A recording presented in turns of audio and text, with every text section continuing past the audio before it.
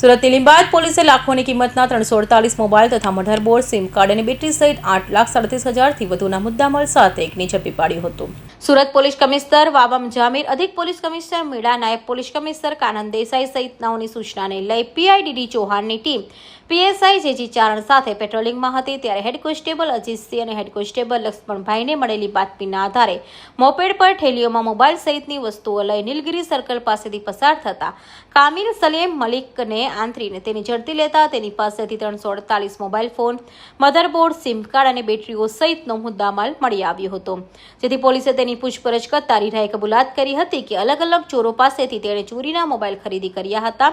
અને પોતાના ઘરે લાવી સ્પેર પાર્ટ્સ અલગ કરી દિલ્હી ખાતે વેચાણ કરતો હતો. હાલ તો લીંબાયત પોલીસે રીઢા ચોરને ઝડપી વડોદરા અને ઓરિસ્સાના કોરાપુર ટાઉન પોલીસ મથકના 2 ગુનાઓ ભેદ ઉકેલી કાઢ્યા હતા. ઓફેન્સીસ અને પ્રોપર્ટી ઓફેન્સીસને રોકવા માટે થઈ અને ઝૂંટુ વિસ્તારમાં જેટલા પણ અમારા નાકા પોઈન્ટ વાહન ચેકિંગ પોઈન્ટ ચાલુ છે એમાંથી લીંબાયત પોલીસ સ્ટેશન વિસ્તારમાં એક અમારું વાહન ચેકિંગ પોઈન્ટ છેલ્લા 3 મહિનાથી કાર્યરત છે, જે નીલગિરી સર્કલ પાસે કાર્યરત છે. લીંબાયત પોલીસ સ્ટેશનના પીઆઈ છે ડીડી ચૌહાણ, એમના ડિસ્ટાફ પીએસઆઈ છે કેપી જાડેજા અને જીજી ચારણ, એમની સાથે એમનો સ્ટાફ હતા અજીતસિંહ દાજીભાઈ અને લક્ષ્મણજી પૂજાભાઈ. તેઓને ઇન્ફોર્મેશન મળી હતી કે ડિંડોલી સાઇડથી જે વ્યક્તિ આવી રહ્યો છે સલીમ મલિક, જે પોતે ખાનપુર સેન્ટ્રલ હોટલની સામે લીંબાયતમાં રહે છે પરંતુ મૂળ મેરઠનો છે, ગલી number 35, New Islamnagar Summer Garden Colony Meerut Uttar પ્રદેશનો છે. એ પોતે મોબાઈલ અને ચોરીના મોબાઈલ, ભંગારનો માલ, સિમ કાર્ડ બધું લઈને આવી રહ્યો છે. જ્યારે ત્યાં વાહન ચેકિંગ પોઈન્ટ ઉપર આવ્યો અને ચેક કરતા એની પાસેથી 3 મોટી બેગ મળે છે અને એમાંથી આપ જોઈ શકો છો એ રીતે 338 મોબાઈલ મળે છે, જેમાંથી કીપેડવાળા મોબાઈલ 201 છે અને એન્ડ્રોઈડ ફોન છે એ 140 છે, જેની ટોટલ કિંમત થાય છે 3,30,000. આ સિવાય 7 મોબાઈલ ચાલુ હાલતમાં એન્ડ્રોઈડ મળે છે, જેનું આશરે કિંમત 77,000 રૂપિયા જેવું થાય છે. એમાંથી 2 મોબાઈલ છે એ સીઆર પોર્ટલ પર અમને ફરિયાદ મળી છે કે જે વડોદરાની છે અને બીજી એક ફરિયાદ છે એ ઓડિશાની કોરાપુર ટાઉન પોલીસ સ્ટેશનની છે. એ બંનેને અમે ટ્રેસ કરી અને એ મોબાઈલ કોના છે અમે ટ્રેસ કરી શક્યા છીએ, પરંતુ 5 જે બીજા મોબાઈલ છે એની અમે કંપનીમાંથી ડિટેલ મેળવી રહ્યા છીએ. છેલ્લા 3 વર્ષથી લીંબાયતમાં રહે છે, ભંગારનું કામ કરતો હતો અને જે સાગર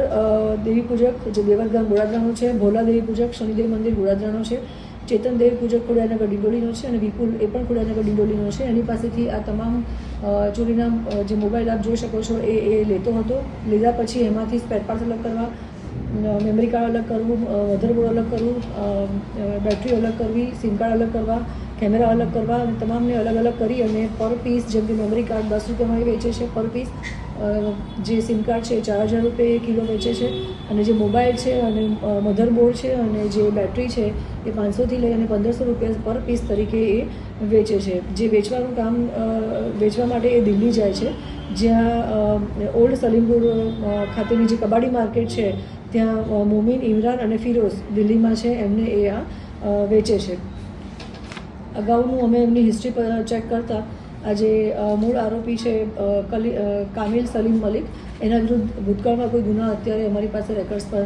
નથી મળ્યા, છતાં પણ અમે એની માહિતી લઈ રહ્યા છીએ કે અગાઉ બીજા કોઈ ગુનામાં એ સંડોવાયેલો હોય તો એની માહિતી અમે અત્યારે મેળવી રહ્યા છીએ.